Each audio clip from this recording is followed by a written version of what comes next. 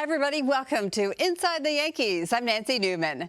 The second half of the MLB regular season is officially underway, and we have got a lot to cover. We will start with the Somerset Patriots and spend a day in the life of a clubhouse attendant. We will also join Yankees catcher J.C. Escarra as he goes through his social media feed. But first, let's head to Somerset.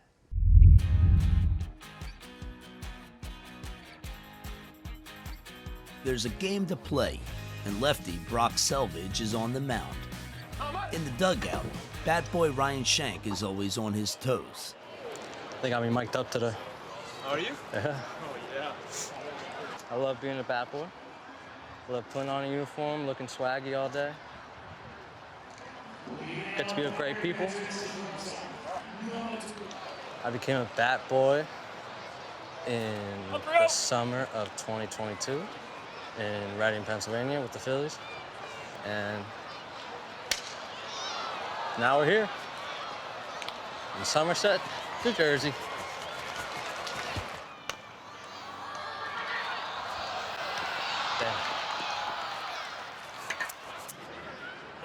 Since last year, being with Somerset, got to be with some pretty cool big leaguers on rehabs. With Garrett Cole twice. Most recently, Marcus Stroman.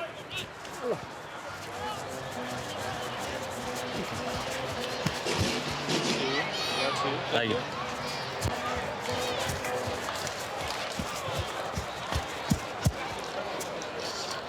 Got to be with Marcus Stroman twice. One of my favorite players ever. Signed the ball for me.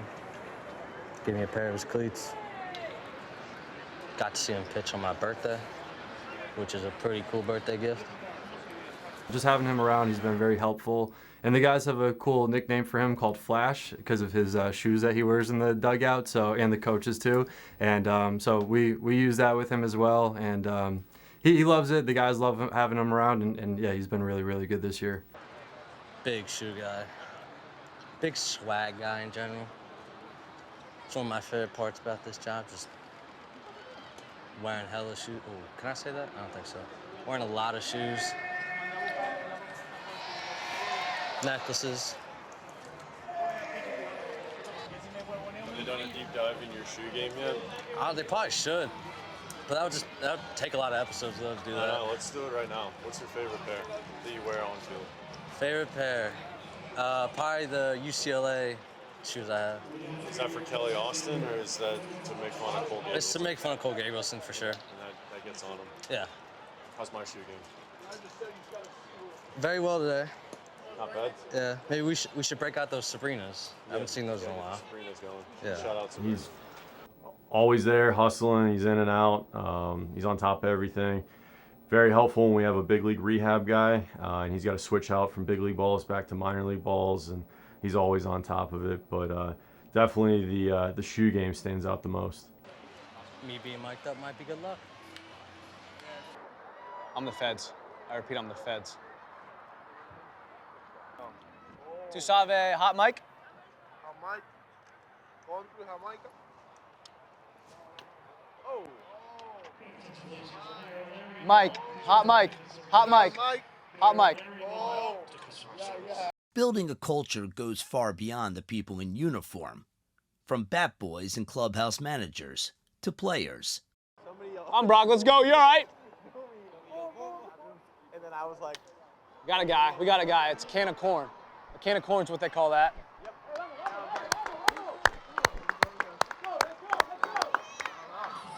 Double A's been good so far. We've gotten to face a bunch of good teams, bunch of good players. And, you kind of get here and you stack yourself up against all the other guys, see if you can still hang, see if you can still do it. And, you form good relationships. So far it's been good. Wagner, huh? Jonesy, what do you say, Dale?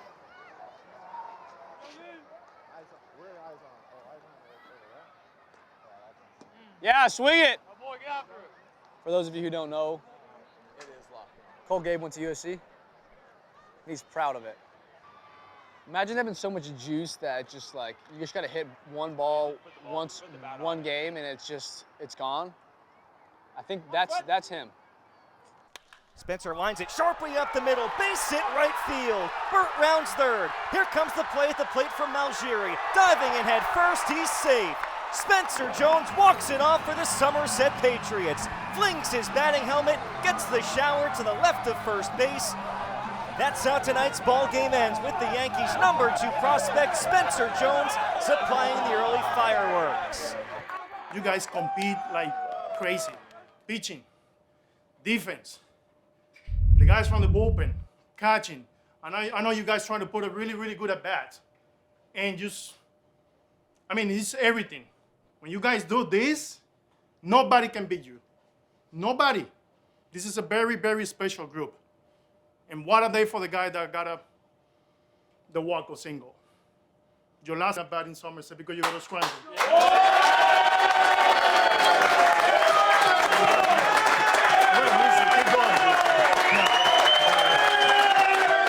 Well, thank you guys for the applause. It means a lot. But yeah, like Raul said, this is a really special team. You know, it's been great being here for a while, but happy to move on and keep moving. But yeah, you know, you guys are my boys. Love you guys as teammates, and let's keep it rolling. Second half, Pats win a championship.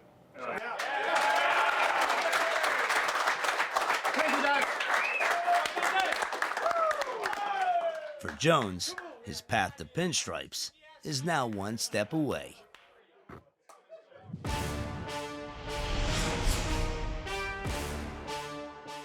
All right, so last year you showed us your cologne collection. How was it to be on Homegrown and display all that? It was awesome. It was awesome to show the fans just, you know, a little hobby of mine of collecting colognes, perfumes, fragrances, whatever you want to call it. Have a big collection at home, about 70, 80 bottles. So, you know, anytime you see me, just know I'm going to be smelling good. Do you have like a good luck cologne that you wear before games? I get a little superstitious. Let's say I have a couple good games with one cologne, I'll keep wearing it until I have a bad one, and then I'll switch it up. So it seems like look good, feel good is a part of your aura. You come in during player arrivals wearing the freshest fits, this being one of them. How do you style yourself? Well, I mean, it's pretty hard at 7 in the morning to get up and pick out clothes, but you know, I like to go shopping for clothes, shopping for colognes, and yeah, like you said, look good, feel good, play good. That's how I see it. So you now not only love dressing yourself, but you're going to be able to dress your new baby boy that you and your wife are expecting. You posted this video of the announcement. How special is this? Really special. It's a long time coming. Really a miracle and a blessing for us. It's going to be you know, our first baby, and I'm excited. I'm excited for, you know, what this year has for us. Do you think you're going to want to have him play baseball? Oh, 100%. He's definitely going to be a switch hitting catcher, shortstop, center fielder. So, you and your wife Jocelyn, high school sweethearts. It was raining at your wedding, but they say that's good luck. How was it? It was raining. Everybody with umbrellas. I remember holding her hands on the altar and just drops and drops of rain coming down. But it was special. It was special, and yeah, you know, they say it's good luck. So hopefully, you know, we're gonna have a great marriage for the rest of our lives. Oh, no doubt. And she's been with you throughout your whole baseball career. How special is that to have her through everything? Really special. So we met in 9th grade in biology class, and she's seen me growing up and play baseball all throughout this year. She's seen me playing high school, playing college, pro ball, and hopefully this year in the major leagues. And now it looks like you got a new tattoo this off season. Who is this and what's the story behind this? Yeah, so I got my mom right here. I love her very much. I wanted actually to do a sleeve of, you know, my mom, my dad, my grandma. But, you know, I chickened out after I got one. But, I mean, it's my mom, you know, I don't regret it. So, yeah, that artist did a great job. Beautiful. Okay, now going to this post, I love the caption, breaking out of every box they try to put me in. Knowing through you've been racing through the minors, making a good impression, how important is it to you to be able to display that on social media? Yeah, it's awesome. That caption means a lot. Just, you know, my ride, you know, my path has been different than other players. Had to grind my way through indie ball, through the Mexican leagues, through college winter balls. But I'm here now, and, you know, everything was for a reason. All the open doors led me to where I'm at today. You said you had some embarrassing photos on your social media. This one's funny. You said you're going to Punta Cana, but you look a little angry. Was there a delay in the airport or something? I know. I I think I tried. That is a funny picture, and that's one of the pictures I was worried about. But that's just me trying to do a little mean mug face, a little Drake light skin face. It didn't work out. It didn't work out one bit. Is Drake your favorite artist? Oh, for sure. Yeah. Okay, so finally, this video right here. You definitely have some moves in you too. Talk about this video. Yeah, so that was academic leadership retreat when I was in college. I'm not sure why, I was dancing like that, but we had to put on a show, and I'm not a shy guy, so I gave the people what they wanted.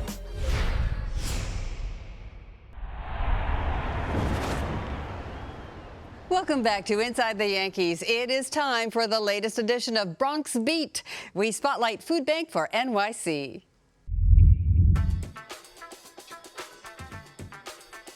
Food Bank for New York City is New York City's largest hunger relief organization.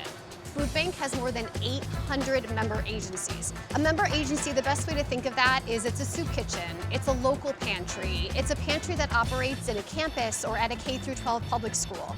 So Food Bank for New York City supplies, of course, food, resources, and support to more than 800 of those community operations across the 5 boroughs. We have partners that really want to do a real focused partnership within a certain borough. And so thankfully, we're in so many boroughs that we're really able to bring our partnerships across the 5 boroughs. Mobile pantries across the city, which are meeting clients where they are. We operate a Harlem community kitchen and pantry where we serve up to 500 meals to residents in need every single week. And of course, right here in the Bronx, we have our Hunts Point Distribution Center where food is coming in and going out as fast as you can imagine it. It is amazing to have them, to be able to do these distributions all the way from the planning of procuring the food for it getting here, receiving the food, bagging it and making sure we arrive and we have seamless distributions for our community. It's truly amazing. We're receiving anywhere between 10 to 20 truckloads a day. If you're wondering to yourself, why does it look so empty? A primary reason why it looks empty is that here, the idea is that we want the food to come in and out as fast as possible. Over on the left side over here, you'll see that we're picking up donated products. So from a lot of our vendors that we're currently picking up from, such as Stop and Shop, Target, then a pallet is essentially built, and then the pallets are actually sent to the same members. The food pantries, churches, soup kitchens, youth centers, schools. Schools is a huge one. So the way that we bring in some of the food is actually through, we either purchase the food or it's donated, which is part of the reason why it's important when New Yorkers donate to us, whether it be monetarily or whether it be with actual food. Whatever is donated to us, we make sure that we're actually utilizing it to put back on the doorsteps and on the tables of our native New Yorkers. We're all moving at 1,000%. We're always making sure that we're always working as a team. We're trying to get everything out as a team and to get the quality food that everyone needs to get in a timely, mannered fashion. There are at least 1.3 million New Yorkers who face food insecurity. That number grows in the Bronx. There are over 20% of the Bronx residents who face food insecurity, and 1 in 3 children. Food insecurity does not have a label, it does not have a race, it does not have nothing. It can happen to anybody. Coming from facing food insecurity as a child, and then again as a single mom in my 20s, finding this place here has just been impactful. So it's like my way of giving back when I need it. Many food bankers here at Food Bank for New York City have their own story facing hunger. And when they are offloading or loading trucks, when they are serving clients, they essentially see themselves in these clients, and it only inspires all of us to work harder, care more, and continue to do what we do to help New Yorkers in need. We see ourselves in the people that we're serving, so we really have that connection to the work that we do. I personally know what it is to wake up and not have food there, to have to go to certain pantries to pick up food, to try to put food on the table for your family, for your kids, for your mother, your father, uncle, whoever it is. So for me, it's everything. The best way that we inform citizens of what's happening and the extra support we're providing is through those member agencies, those soup kitchens, those pantries, letting them know that we're going to be in their community with additional support, such as here at Yankee Stadium with our monthly distribution. We're honored to have a partner like the Food Bank. We've been working with them for years to combine resources and address needs of our community. As a result of our partnership, today we will support 500 households with necessary food items to assist them with getting through the month. This is actually a beautiful example of some of the stuff that we've been distributing at Yankee Stadium. So these are bags of produce. This is actually delivered, and that's where we have our mobile pantries at Yankee Stadium. We get fruits, we get fresh vegetables, which I love. We get some canned things, we get some milk, and the normal staples, you know, rice, beans, spaghetti. The quality of food you get here is sometimes better than what you get in the supermarket. It's healthy food here and they last. Partnerships like this are so important for us, particularly from the Yankees, as they are supporting the Bronx community. And so they really work with us hand in hand to ensure that we support the community as much as they deserve to be supported. We couldn't do this alone, and without partners like the food bank, this effort would not be positioned to once again make a difference in our community. Unfortunately, running out of food at distributions is all too common. Lines at pantry distributions are up since last year. And the positive thing is that Food Bank for New York City has a lot of buying power. For every $1 we receive, that buys up to 5 meals. So the more donations we receive, the more money we can put towards food, the more food we can give out. You can volunteer, you can advocate, you can do like food drives with your friends. There's so many ways that you can actually contribute to the work that we do. Remember growing up, you had your neighbors and we would share food. If you go to somebody's house, like, I don't have sugar. It's the same exact thing. Like, if you have too much of something and you know it's gonna go to waste, just give it to somebody else. If you don't know who to give it to, call us, we'll tell you exactly who to give it to. There is no wrong way to give. So if your resources only allow you to come out to a distribution such as this at Yankee Stadium, lend a hand, help us out. Host a food drive, collect food and drop it off at one of our 800 member agencies throughout the 5 boroughs or at our Hunts Point location. And of course, advocating. Follow us on social, see what the concerns are above us, see what we're facing to provide resources to New Yorkers in need, and use your voice, use your platforms to amplify ours. People think that food insecurity equals homelessness. There are people who are actually working hard and they need help making ends meet. And we're so pleased that we're in a position to support the people who really need our support. I think everybody in general should know how it is and how it feels to be in a situation where you're in a food insecurity moment and then to actually give that to somebody else that's going through what you're going through. And to show that you're not alone, we go through this together and we are here for you. Together, we can get through this. That's what it's all about.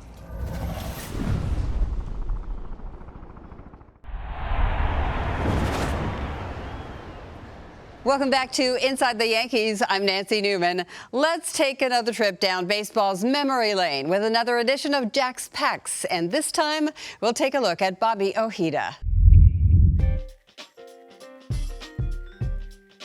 Hey everyone, Jack Curry here with another edition of Jack's Packs. As always, I'm going to open up a pack of baseball cards, and I promise you that within that pack, we will find a card, and I'm going to tell you a baseball story about my interaction with that person or something from their career. We're gonna go all the way back to 1989 and open up a pack from 89. I started covering baseball for the New York Times a year later in 1990, so I trust that there will be something good in here. I also trust that this gum should never be eaten, so we're gonna put that off to the side. And let's see what this pack yields. We've got Devon White, an excellent defensive outfielder. Bruce Hurst, a really good lefty pitcher for the Red Sox. Mark Clear of the Brewers. We have Joe Carter in an Indians uniform. He would later win a World Series with the Toronto Blue Jays. We have Bob Ojeda in a Mets uniform. We have Fred Manrique, Jim Leland, a great manager from the Pittsburgh Pirates. Tom Niedenfuer, Mike Kingery, Randy Reddy, Greg Briley, Kelly Downs, Ken Williams with the White Sox, later became their general manager, Louis Medina, and Julio Franco. So I'm going to go back to Bob Ojeda with the Mets. You talk about the career that Bob Ojeda had. David Cohn loved him as a teammate. He described his changeups as being slow, slower, and slowest. My story about Bob Ojeda is actually more of a somber story. He was actually a member of the Cleveland then Indians, that's now the Guardians, one spring training, and was involved in a boating accident where a couple of his teammates were killed. I had to do a story on that a year later, and I approached Bob Ojeda. He was sitting in a golf cart in spring training, and I wasn't even sure if he was going to want to talk about it. And just as we were about to broach the conversation of talking about that dark day, a gentleman came over with a batting lineup, batting order that he had somehow secured from the last game that they had played on that day, and asked if he could get Bob Ojeda's signature on that. So both Bob Ojeda and I were both blown away at the timing of this. He signed it for the gentleman, and then we talked about what was a very sad and very unfortunate time in spring training, which is normally a very enjoyable time. So I appreciate that Bob Ojeda, a really class guy, was willing to discuss that.